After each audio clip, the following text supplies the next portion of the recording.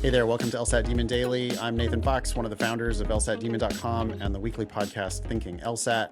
I have Josh Mansfield with me, a teacher with the Demon and producer of our podcasts. Josh, we have an email here from Paige, who is asking about finishing all questions.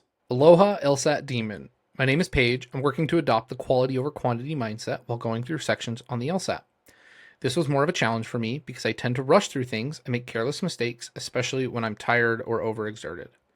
I was wondering, someday when I'm doing the real LSAT, is it better to finish my questions with quality and leave some unanswered, or to complete all the questions given to me? And if so, how do I make time for them all or make quality guesses that won't end up hurting me? Mahalo for your advice, Paige.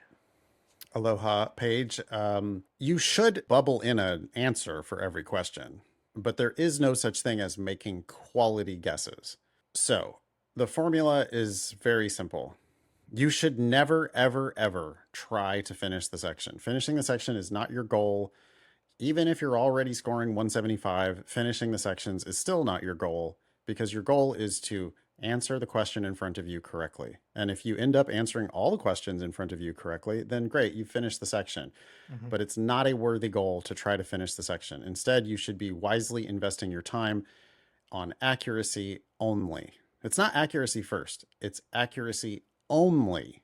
You can't balance accuracy and speed. You can only pursue accuracy and let the speed come naturally. Our guessing strategy is really simple. At the 5-minute warning, you just put D, D, D, D, D, whatever your favorite letter is. It doesn't really matter.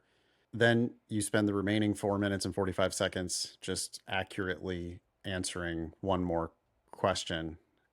When time's up, time's up.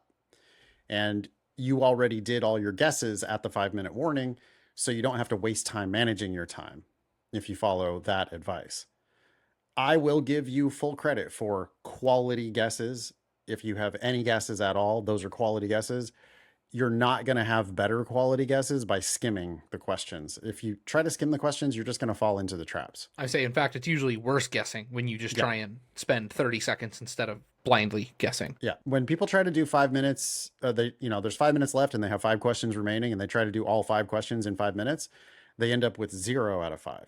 Instead of 1 correct by doing it and 1 correct by guessing. Exactly. If you've got 5 minutes left and there's 5 questions remaining, if you just go D, D, D, D, D, on average, one of those is right. And then you go back to number 21 and you solve that one. And you might spend your whole 5 minutes, 4 minutes and 45 seconds remaining. You might spend all that time working on that question, but you get it right. You change your guess from D to the correct answer, which turned out to be C this time in my hypothetical. But you still get 1 out of 5 of those remaining guesses right, which, you end up getting 2 points or 1.8 points, I guess, on average. The one that you did solve, and then 8/10 of a point for the 4 remaining guesses.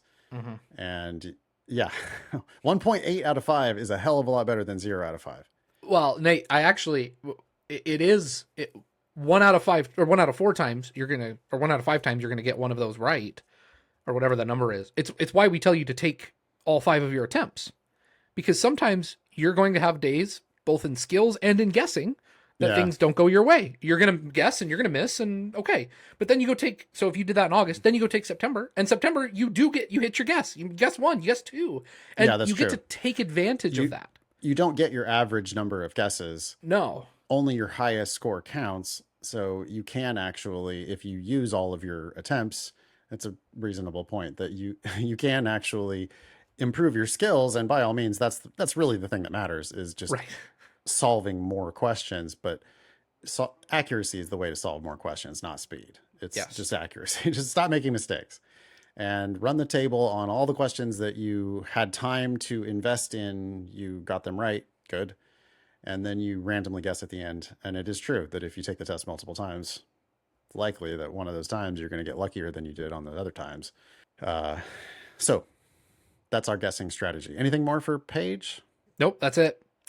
Email daily@lsatdemon.com if you'd like to ask us a question or share some LSAT or law school admissions news. Thanks for listening.